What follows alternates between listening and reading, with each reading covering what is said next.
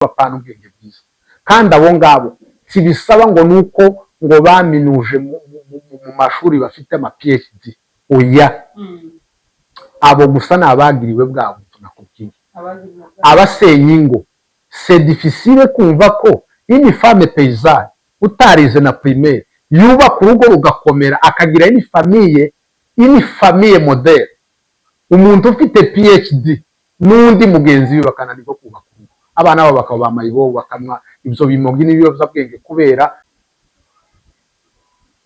Hello bakunzi bacu bakunzi ba SPS Official ndabasuje cyane aho muherereye mbifuriza ibihe byiza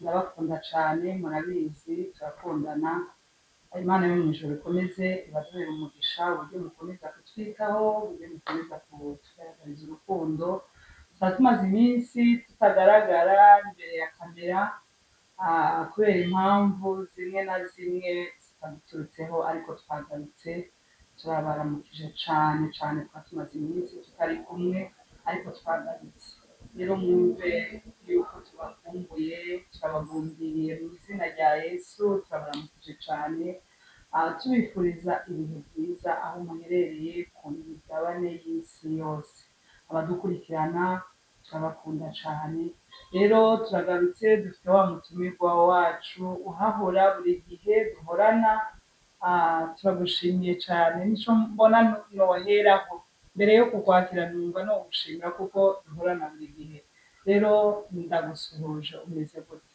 Turashima Imana tumeze neza nyinshi hano twadusa nkaho duhugiye mu bindi bintu tugize nk'iminsi ariko si myinshi cyane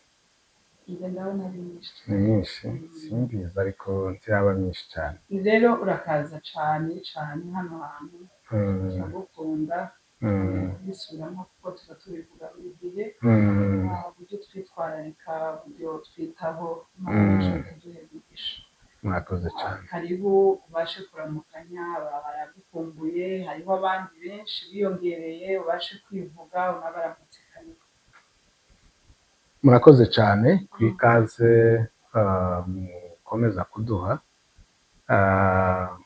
wenda iyo bitaba ko hari abandi bantu bashobora bagenda biyongera turi nk'abasangwa ntabwo turi abashitsi ariko kandi no mu muco baza bavuga ngo utakwise urwawe ngo utakwise umushitsi ntiruba ari urwawe amusori noneho guhabwa ikaze nubwo ari muhira ariko nabyo n'indi valere yajute rero turamukije abakunzi ba SPS Official abashasha wenda batatuzi amazina ni Rukumbuzi Seba Patrick wenda ikindi kuri ibyo navuga nuko ndi psychologue clinicien rero begere nabo bana yo mu ijuru bamugisha kandi bakomeze bakora ibisabwa barabizi biyabone babiteho bakurikira ibiganiro byanyu babisangiza abandi bashyiraho na komantere nazo ni nziza ku bindi baba bifuza ko mubakorera muhindura zose ni byiza kubona feedback z'abantu bituma umenya icyo wakoze neza noneho ukarushirizaho kugikora ariko n'ikindi utaba warakoze neza nawe kumenya uko wagitunganya. Murakoze batekereza ko ibyo bikwiye. Urakoze cyane turabashimiye mubyumve cyane aravuze ngo mugere ngo twiteho abataradukandira abatarakora subscribe muyikore kugira ngo tuzadukomeza tubazanire ibintu bishasha bifasha imitima murabizi ko hano ni ahantu dukorera ibiganiro bifasha abantu byubaka imitima bitanga ubwenge rero mukomeze mutwiteho muri bwa buryo bw'abizi rero turabashimiye hanyuma hari abantu bibagiwe kwakira abantu bari inyuma ya kamera ndabakiriye cyane mwiyumve ni abantu b'ingenzi reka mbivuge gutyo kandi ni abantu bamwe tutari tumenyeranye ariko twishimiye kubana namwe turabashimiye cyane mwakoze no kuduha ikaze muri bwa buryo nyine. Mwakoze cyane. Hanyuma uyu munsi ndifuza yuko tuganira topic y'uyu munsi, guhinduka ku myitwarire. Ni gute umuntu yahinduka mu myitwarire yiwe? Wari ufite imyitwarire mibi agahinduka akagira imyitwarire myiza, ariko rero ufite imyitwarire myiza akayongera, tuvuga ngo wa wundi ufite imyitwarire myiza wahinduka agire mbi, ahubwo arushirizeho kugira imyitwarire. Uyu munsi nico kiganiro numvise ko twoganira ku bijanye no guhinduka imyitwarire. Wari ufite mibi agahindura akagira imyitwarire myiza, wari ufite nawe myiza akarushirizaho gukomeza guhindura ikaba myiza kurenza. Rero bakaza, ico nico kiganiro nifuza yuko tuganira uyu munsi. Mbere yo kuvuga ku bijanye no guhinduka, nshaka ko utubwira ubundi imyitwarire ni iki? Imyitwarire ni iki? Karibu cyane. Murakoze cyane kuri iyo topic. Tugiye kuyivugaho nk'abapsikologe. Comportement, imyitwarire. Ese ni iki? Guhinduka kwayo bigenda gute? Wenda ariko na Bibiliya ijambo ry'Imana, ubutumwa ikintu, intego y'ubutumwa ni transformation, ni uguhindura. Ubutumwa, wumvishije ubutumwa ugomba guhinduka ihinguriro rikaduhinguramwo abandi bantu. Buriya ubona ibintu byose dukoresha tuza kwibona bimeze gutya, ariko bitaraba ibingibi, byanyuze ahandi, byari mu yindi eta itari iyi ngiyi tubona. Telefone wakubwira ko iva muri korota, uzi korota uyirebye ni ibintu biri nk'amabuye biri aho ngaho, ariko rero iyo inyuze muri ya usine de transformation ivamo ikindi kintu kiri très utile, kuko cyahinguwe. De même wambaye bag, iyo alliance, iyo ni oro, kandi zahabu rero ntabwo ari uko ibimeze, ni ikintu wafata ni nk'umusenyi kubwira, babyumva bene ibyo. Ariko rero iyo bayinyujije mu ihinguriro ikavamo bage, ikavamo mashinete, ikavamo ibiki n'amasaha, anoro nayo arakorwa n'ibiki, ibintu byinshi. Rero n'ubutumwa nuko abantu bahinduka. Yesu niko yari kubabwira abantu hariya muri Matayo 28, ndagira ngo n'igice cya 19, ngo nuko nimugenda muhindura abantu bose kuba bigishwa banje, mubigishe kwitondera amategeko yanje, abazeme mubabatize mu izina rya Data, mu izina ry'Umwana no mu izina ry'Umwuka Wera. Rero iyo twemeye guhinduka, buriya ni nka kujya umuntu yabagiye muri izini irahingura. Ubutumwa rero tutatinze kuri ibyo, tugiye kwinjira muri iyi domaine, ni transformation. Umuntu atarahindutse, atarabaye musha, abari muri Kristo Yesu baba ari ibyaremwe bisha, ibya kera biba byarahindutse. Wibuke Yesu ahura n'umugore w'Umusamariya wari ufite imyitwarire itari myiza yo gutwara abagabo b'abandi, ariko uwo munsi barahuye arahinduka. Ubuzima bwacu mu Mana burahinduka, ariko noneho reka tuvuge muri ubu buzima busanzwe. Ese imyitwarire ni iki mbere yo kugeraho ihinduka? Imyitwarire ni imitekerereze, ni imivugire, ni n'imikorere, ndetse ni ukuvuga ko ni pense, kurabyumva, ni parole, ijambo, ibyo tuvuga, hanyuma hakazamo noneho n'ibyo dukora, ndetse n'uko dusubiza reaction zacu muri situation runaka. Iyo niyo myitwarire. Imyitwarire ni bya bintu bimwe dutekereza. Iyo tubitekereje rero biraza bikatuma kujya twatekereje, bigatuma tuvuga, bigatuma dukora, bigatuma dusubiza. Iyo niyo myitwarire. Mu majambo atari maremare, n'ibyo tuvuga, n'ibyo dukora, n'ibyo dutekereza, n'ibindi bitugaragaraho birimo amarangamutima n'ibindi. n'ibijya bituma dutanga feedback Niyo y'imyitwarire. Yego. mbese imyitwarire ni ukuvuga ngo ni ibi tuvuga, n'ibyo dukora, n'ibyo dutekereza, ni n'ingeso zacu. Yasobanutse rwose. Nuko nguko. None se agakeso nk'isengero biriya bya Yesu yabwiye abigishwa ngo bagende bahindure abantu, kandi reka tubanze tunabicisheho twifuriza abantu Pentecoste nziza, ni nayo turimo numva ko tuzanye n'ikiganiro gihuye nabyo, birasa no guhinduka. Yesu yahinduraga imitima, yabwiye abigishwa ngo bagende bahindure abantu, babahindure base na Yesu, kandi icyo babahinduje ntibaze yuko icyabashoboje kubahinduza n'uriya mwuka wera yabahaye. Turifuriza rero abantu bose guhabwa mwuka wera. Mwuka wera yaratanzwe, bisaba gusa ko umwakira, umuntu yakira umwuka wera akamuhindura iki ingeso, ibyo avuga n'ibyo akora. Ndagira ngo ni icyo ngicyo kigaragaza cyane no kwera imbuto zikwiranye abihanya bahindutse. None se ubundi igitera umuntu kugira imyitwarire mibi gituma umuntu ubundi umuntu yaremwe kugira imyitwarire myiza, sibyo?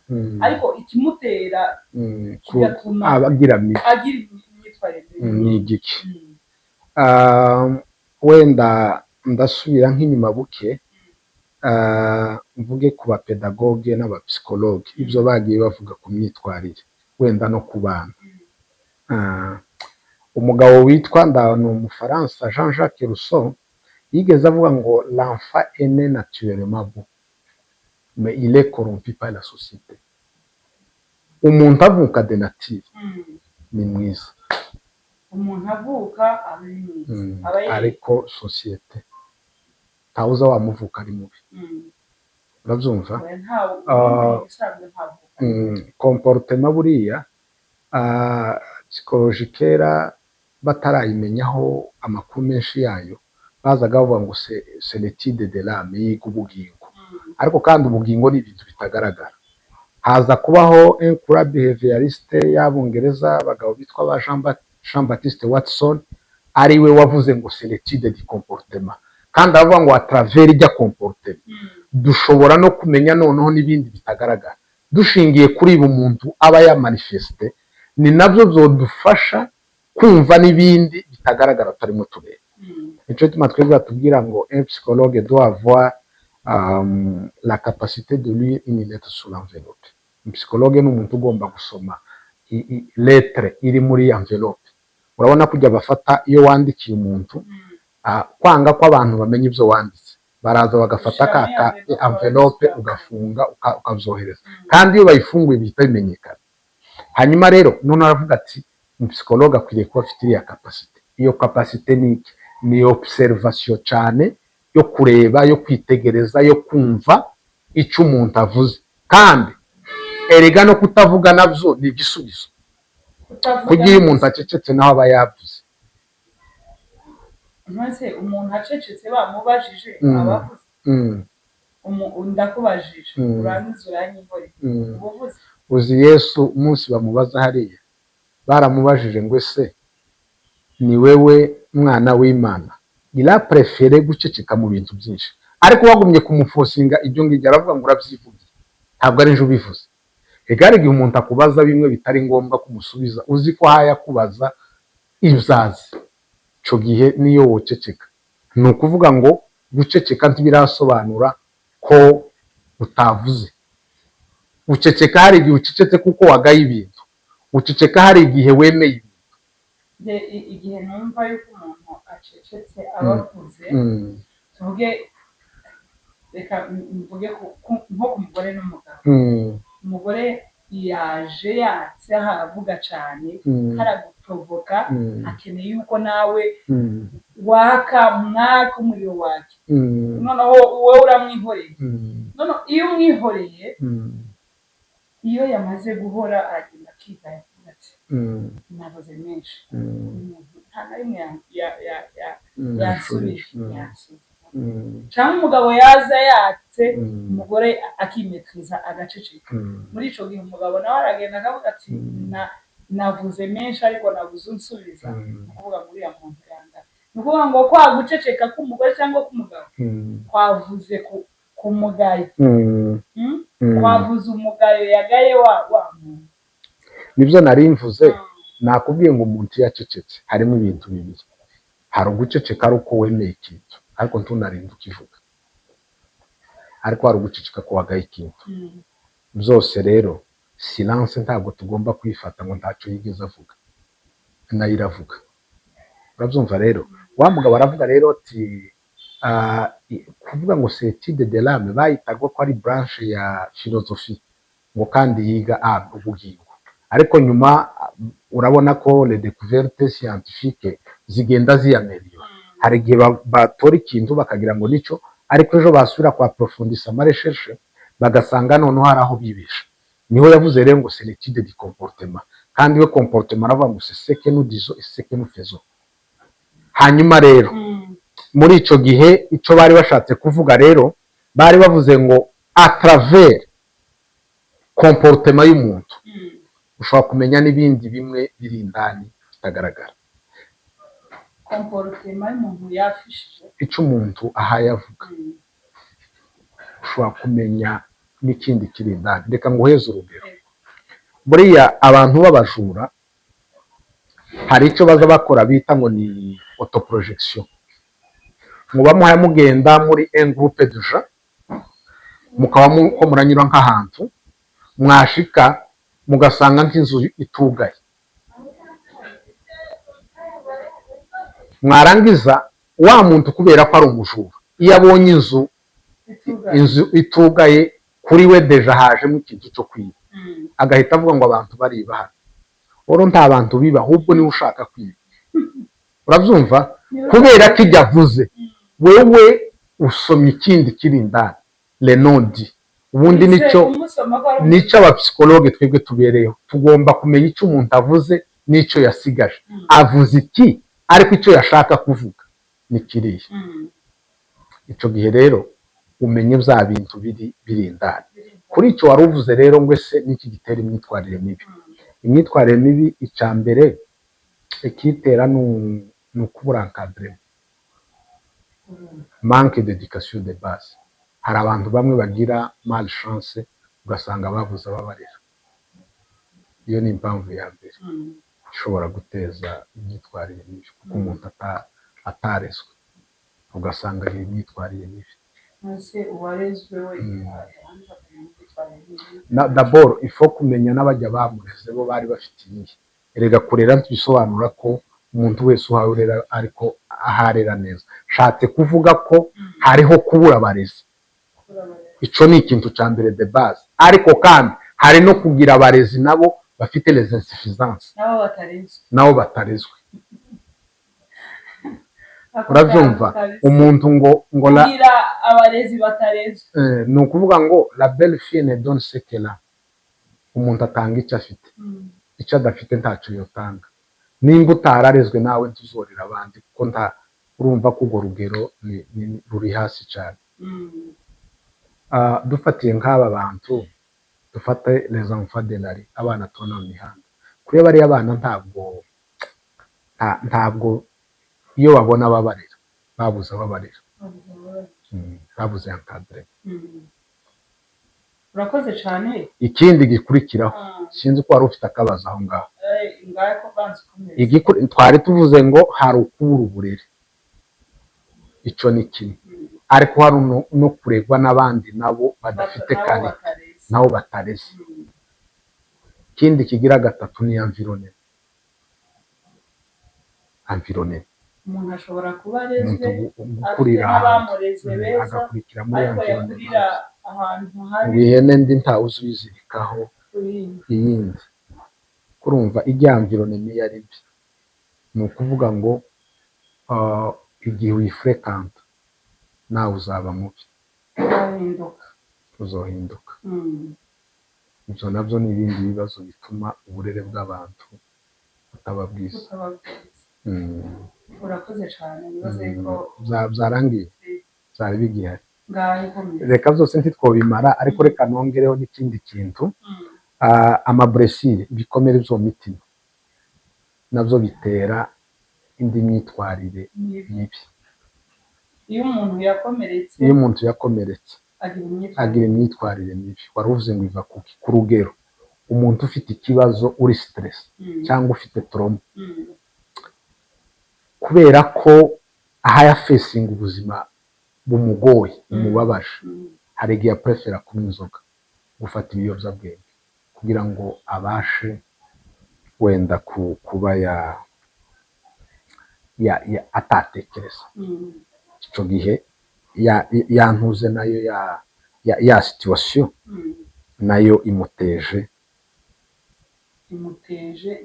imyitwarire mibi. kandi ntayo yarafite ibikomere bitumye umuntu yiyahuza inzoga kugira ngo yibagirwe ntakomeze kwibuka bya bindi byamubabaje.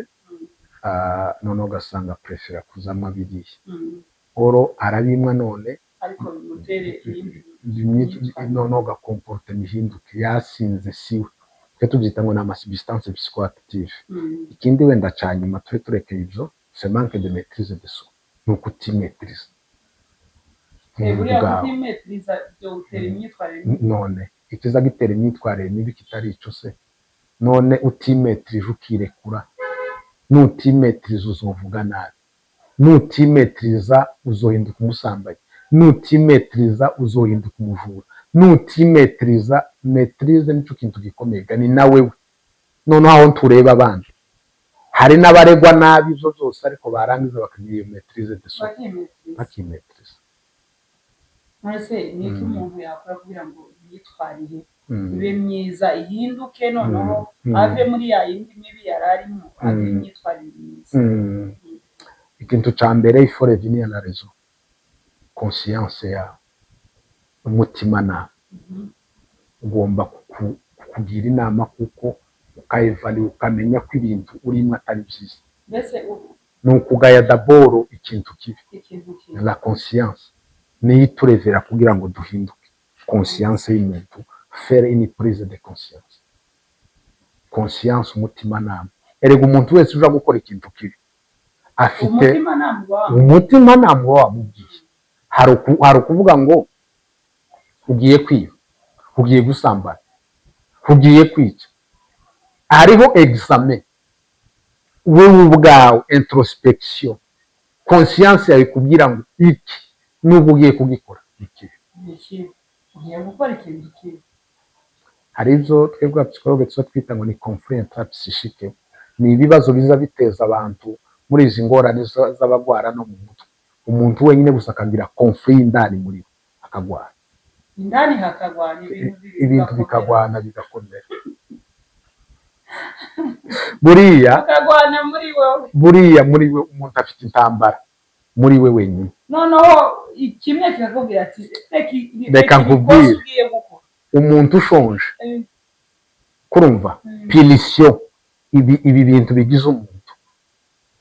Erega mu ma instance ya personalite ari nawe muntu, hari icyo baza bita ngo ni sa na moi na semu. Iyo sa ni principe de plaisir, ni pulsion, ni izindi mbaraga zigusa gukora ikintu ariko ntayigiza mushiramo. Nimba ushonje, hano hari umuntu ushize ikintu hariya cyo kurya, ijya sa ikakubwira ngo tura wowe urashonje, ihe ujye nyuma yaho iheze. Ibyo bintu bikuri ushonje, ukeneye ngo ubigenze abo uko bakaba barica.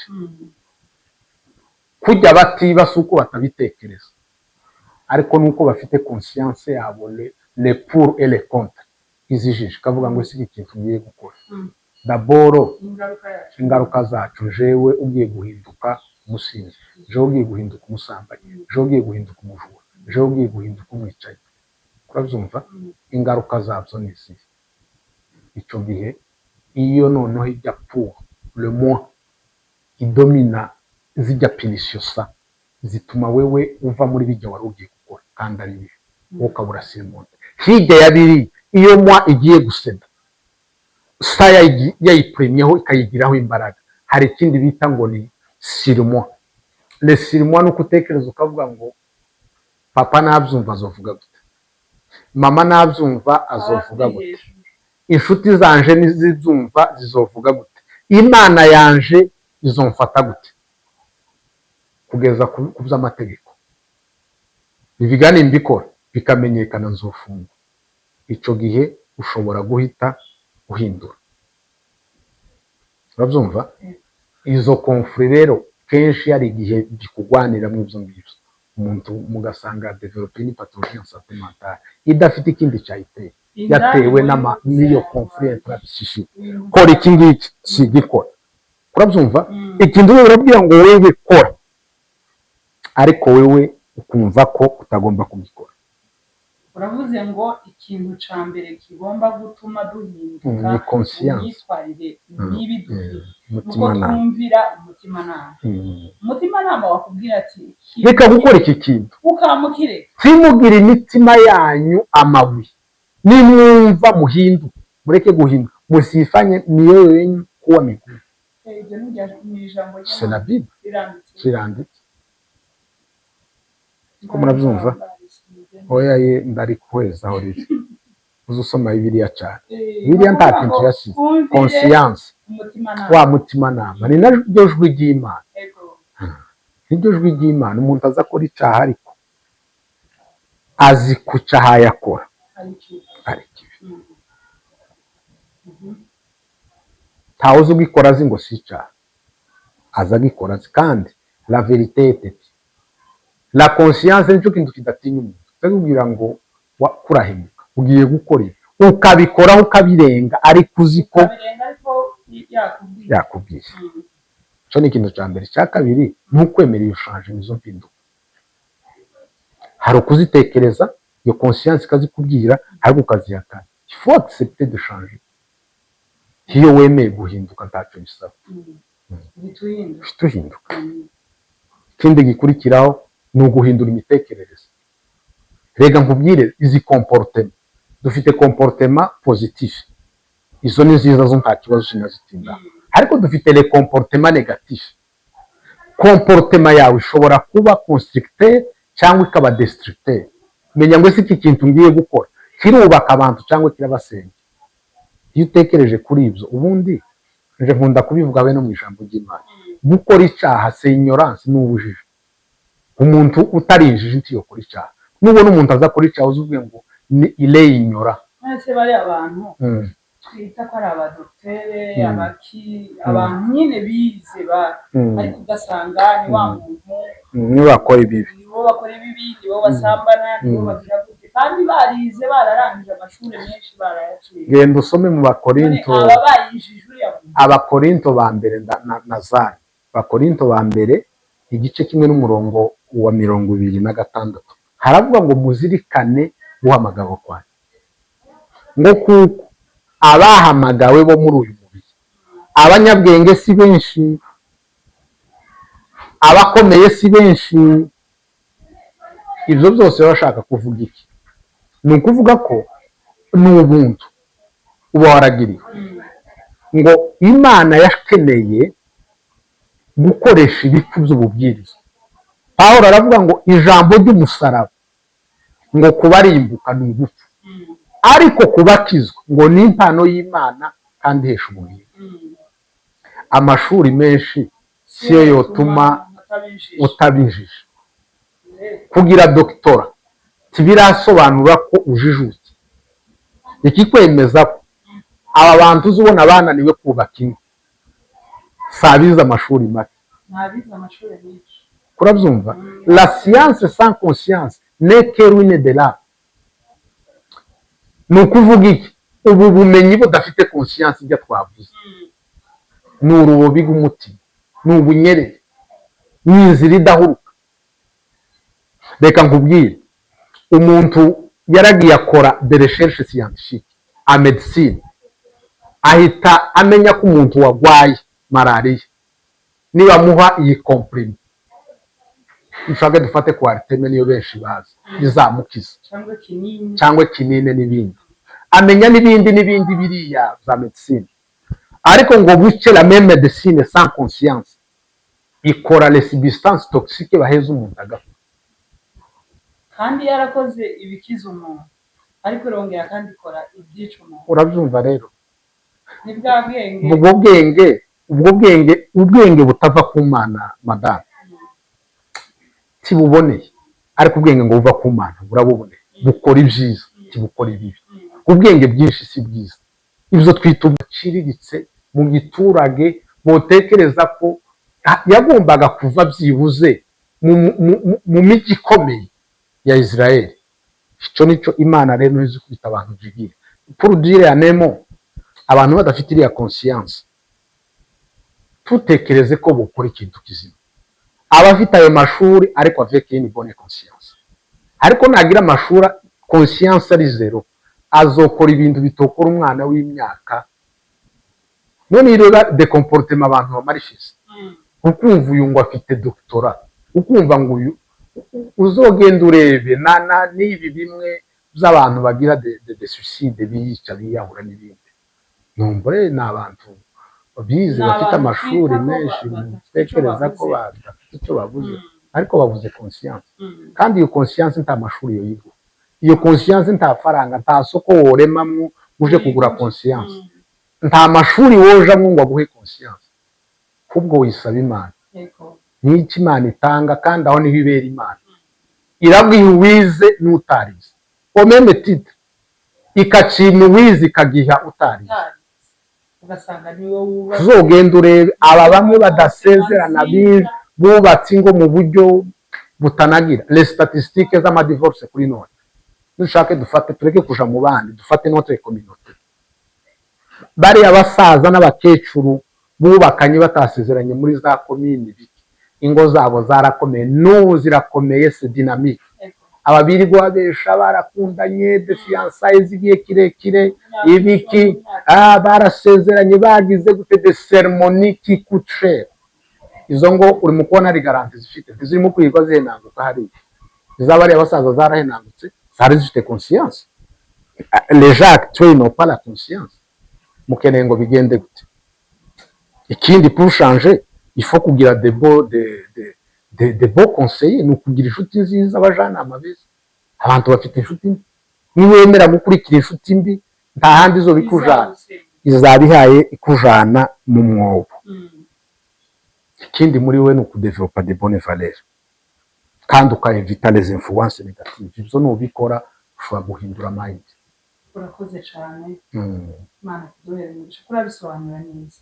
Hanyuma question ya nyuma nifuza ko wadufasha, ese ubundi ni iyihe inyungu tugira mu gihe twahinduye comportement, mu gihe imyitwarire yacu yahindutse? Ni inyungu ki tugira? Inyungu tugiramwo ni nyinshi, ariko ni campagne sur le plan personnel, ku giti cy'umuntu wenyine. Iyo umuntu yahindutse agira amahoro yo mu mutima, abadahindutse nta mahoro bagira. Bibiliya ivuga nta mahoro umunyabyaha, c'est clair. Uriya muntu ukora ibibi, ya conscience n'ubundi iguma ikujije, nta mahoro aba afite. Urabyumva? Icya kabiri, nta confiance ku bantu. Iyo ukora ibibi ubura confiance, kandi iyo utakaje confiance, imbaraga dufite ni icyizere abandi badufitiye. Iyo ziriya mbaraga tuzitakaje, zero, nta kindi tuba dusigaranye. Igikurikiraho rero umuntu ashobora kuba afite ni maturité, kandi no kugira mentalite nziza. Aho biracyari kubikureba we wenyine, ariko tuje noneho mu bundi buzima buri familial social. Icyo gihe nuko wubaka amarelation, imigenderanire myiza n'abandi bantu, umenya kubana n'abandi bantu muri société, ukamanura donc les conflits, réduction des conflits, ugasanga nta makimbirane ugirana n'abandi. Izo ni inyungu zikomeye, kandi ugasanga uriyubashe n'abandi barakubaha. Abantu bose ubona batiyubaha, bafite de mauvais comportement biri, nta cyubahiro ntibakagite, bogikura inde umwubaha.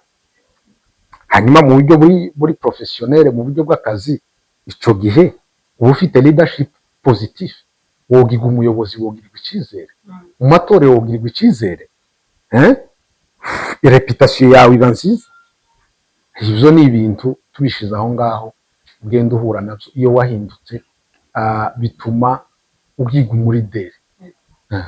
Abantu bariya bakomeye bahindutse niba usanga bazana rezivuwa bagahindura isi kubera ko bahindutse, mayindi yabo yahindutse. kandi mbere yo kuhindura abandi no kuhinduka. Iyo wahindutse rero biroroshe ko uhindura abandi, ariko udahindutse ntacyo abantu bakwitegamo. wowe ukora niyo boguha n'igiposite hariya kubera faveri biki, aho kugira ngo uteze sosiyete imbere urayisambura. kandi icyo dusabwa ni uko twebwe tuba turi abantu bita les connecteurs, rassembler deja, apana kuba les diviseurs. ugomba kumenya ukisuzuma ukamenya ngo ese jewe ndi umuhuza w'abantu cyangwa ndi umuntu utandukanya abandi. muri quartier uhuza abantu, ese abantu iyo bagize ibibazo ugomba kwibaza ikibazo. ibibazo byabaye muri quartier, ibibazo byabaye mu itorero, ibibazo byabaye muri societe, eske uruhare rwanje ni uruhe? ni je wawe usenya, c'est moi qui à la base, cyangwa ahubwo ni je uri guhuza abantu? abantu nicyo batamenya. hariho abantu rero mission ni ukudiviza abandi, nicyo babereho ni isaku n'ibiki, niyo basenye imiryango, niyo basenye amatorero, niyo basenye societe, niyo basenya des entreprises zikomeye. mu gihe abandi bo izo ni mission d'être connecté et rassembler déjà. icyo ku muntu wahindutse ibimuranga n'inzu usanga il est connecté kurenza uko yoba divisé. kandi iyo ufite icyo n'imbaraga zikomeye.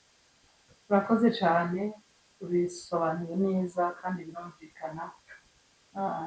tugiye guhinduka, abatari bahindutse muhinduke cyane, bagiye guhinduka, mube déconnecteur, kandi conscience zanyu zibajije nizo kuriya.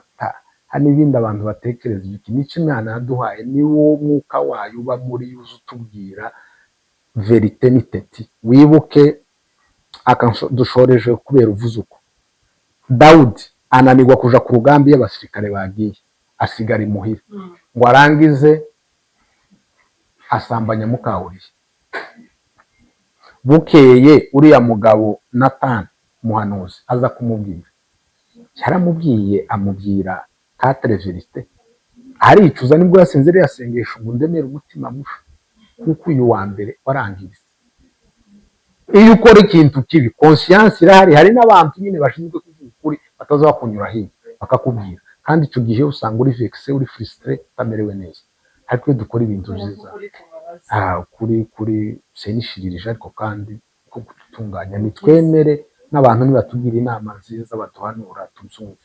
turagushimiye cyane, urakoze kuduha ikiganiro cyiza, kuvuga ngo duhinduke, imyitwarire yacu ihinduke, niko kwiza. rero turagushimiye, wakoze cyane kuri uyu mwanya waduhaye kugira ngo tubane muri iki kiganiro, n'ubundi n'ubutaha nitutwiyambaza uzatwitaho.